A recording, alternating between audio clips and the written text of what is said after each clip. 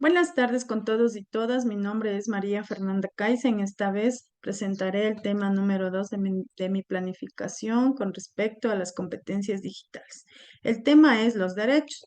Dentro de este tema trabajaremos con 3 subtemas más que son muy importantes y que tienen relevancia y trascendencia dentro de la sociedad.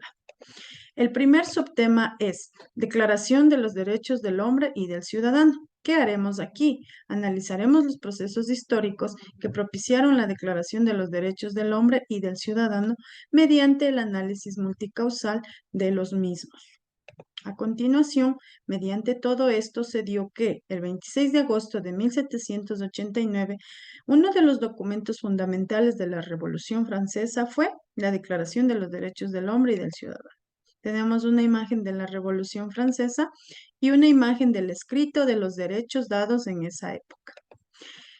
El siguiente subtema es la Declaración de los Derechos de la Mujer y la Ciudadana. Al igual que en el subtema anterior, también analizaremos los procesos históricos que propiciaron la Declaración de los Derechos de la Mujer y de la Ciudadana, mediante el análisis multicausal de los mismos. Dando como conclusión, ¿por qué se dio esta declaración?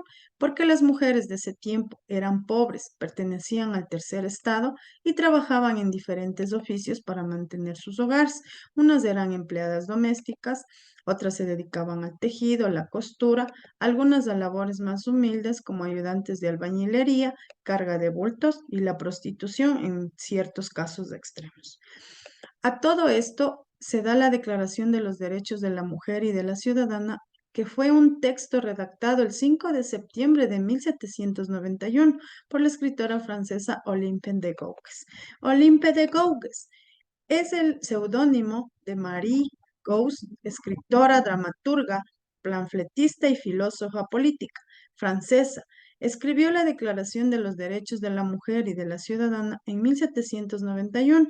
Como otras feministas de su época, militó a favor de la abolición de la esclavitud.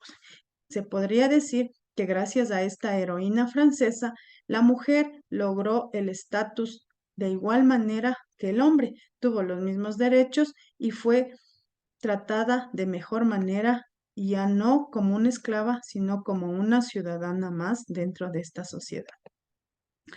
El subtema número 3 y el último es la Declaración Universal de los Derechos Humanos. ¿Qué haremos aquí? Determinaremos la trascendencia de la Declaración Universal de los Derechos Humanos desde la comprensión de su significado político. ¿Qué es la Declaración Universal de los Derechos Humanos? Es un documento que fue aprobado por la Asamblea General de las Naciones Unidas en su resolución 217A, tercero, el 10 de diciembre de 1948 en París.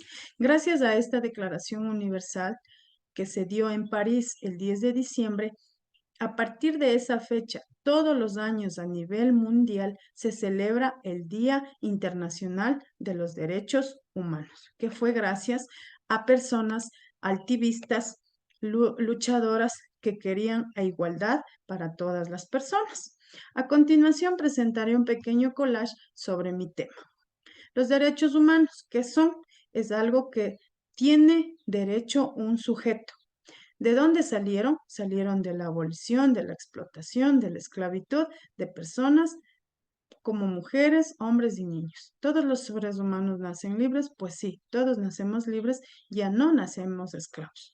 ¿Iguales en dignidad y derechos? Sí, todos tenemos los mismos derechos y las mismas formas de pensar y de actuar.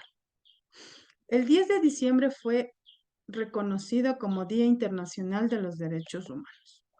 La Declaración de los Derechos Humanos fue dada por la ONU. Los derechos humanos nos hacen vivir libres y una vida digna dentro de la sociedad. Los derechos humanos, los más importantes que podemos recalcar aquí, podrían ser confianza, igualdad, libertad, esperanza, justicia, derechos, dignidad, prosperidad y paz. Si aplicamos todos estos derechos, tendremos una vida digna. Espero que este tema haya sido de su agrado. Nos veremos en la siguiente presentación. Muchas gracias por su atención.